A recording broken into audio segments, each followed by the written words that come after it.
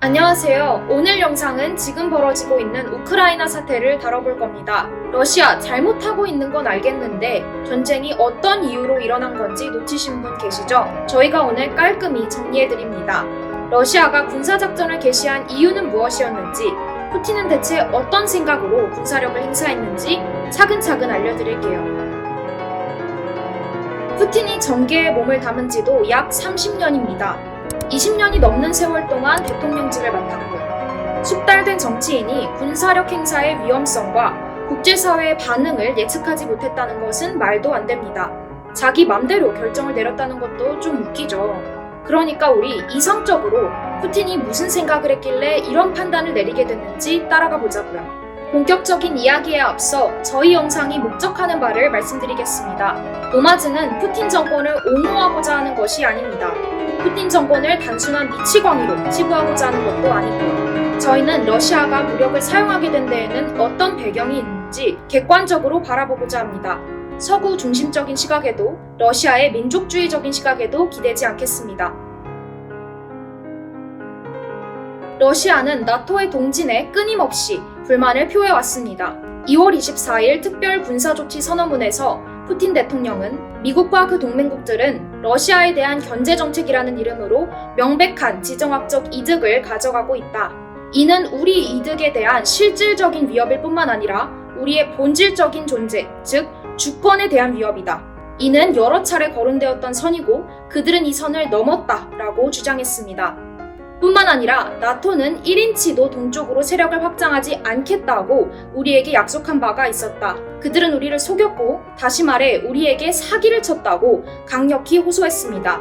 여기에서 말하는 약속한 바란 1990년 2+4 조약에서의 구두 약속을 말합니다. 동서독과 소련, 미국, 영국, 프랑스가 모여서 동서독을 통일시킬 당시에 동독에 주둔하던 소련군이 철수해야 한다는 문안에 합의하면서 나토는 독일을 넘어서 동쪽으로는 세력을 확장하지 않겠다라고 약속했다는 건데요.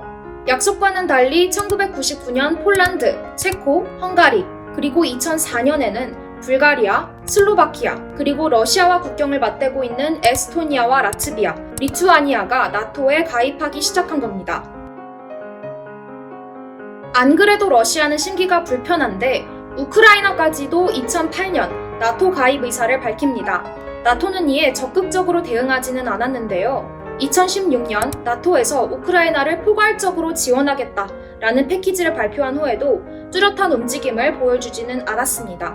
하지만 우크라이나는 포기하지 않았습니다. 2019년 헌법을 개정하면서 EU와 나토에 가입을 하고 싶다는 의지를 천명했습니다.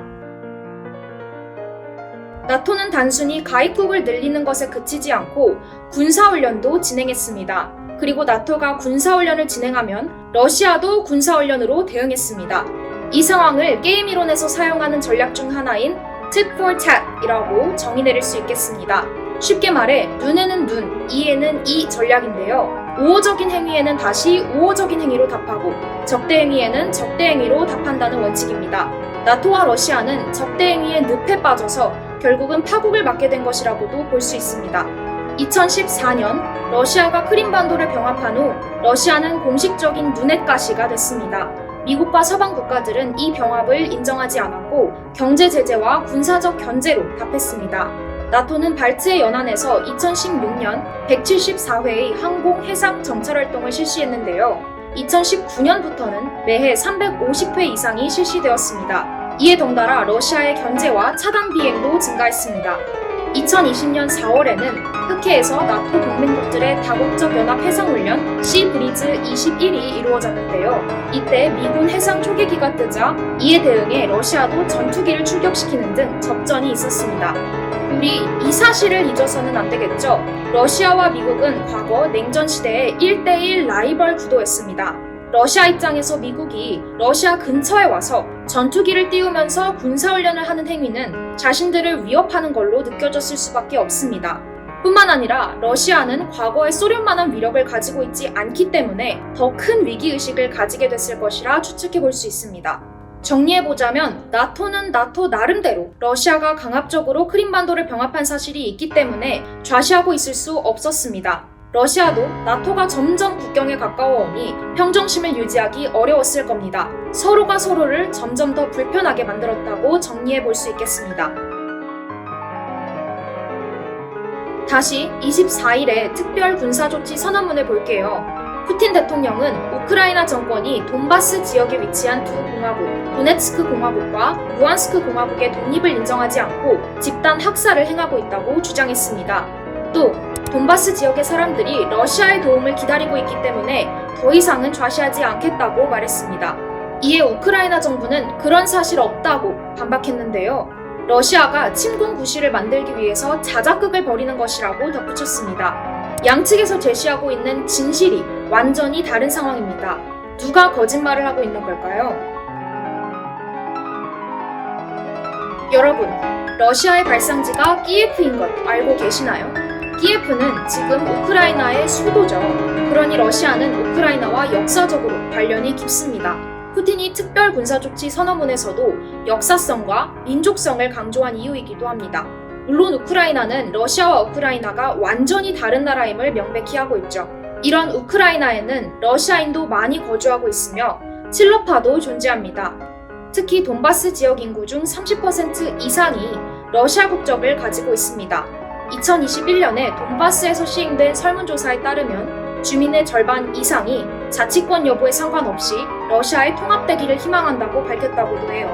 그래서 러시아는 이렇게 주장하는 거예요. 역사적으로도 연관성이 있고 거기 사람들도 러시아에 들어오고 싶어 하는데 우크라이나 정부 왜 너네가 막는 거냐? 하지만 국제사회는 러시아가 돈바스 지역의 칠러 반군 세력을 몰래 지원해주고 있다고 비판해왔다는 것도 잊어서는 안 되겠습니다. 돈바스 지역은 우크라이나에게 굉장히 중요한 도시입니다. 영토적으로 돈바스 지역은 우크라이나의 7%에 달하기도 하고 우크라이나의 최대 광공업지대이기도 하거든요. 돈바스 지역에서 벌어들이는 수입이 우크라이나 GDP의 4분의 1을 차지하고 있다고도 해요. 그러니 우크라이나는 돈바스를 잃을 수는 없는 겁니다. 오늘 저희는 러시아 외교부가 발표한 특별 군사조치 선언문에서 중심적으로 드러나고 있는 군사조치 개시 이유 두 가지를 자세하게 살펴봤습니다. 나토와 러시아, 우크라이나, 그리고 돈바스 모두 각자의 입장에서 현 상황을 다르게 바라볼 겁니다.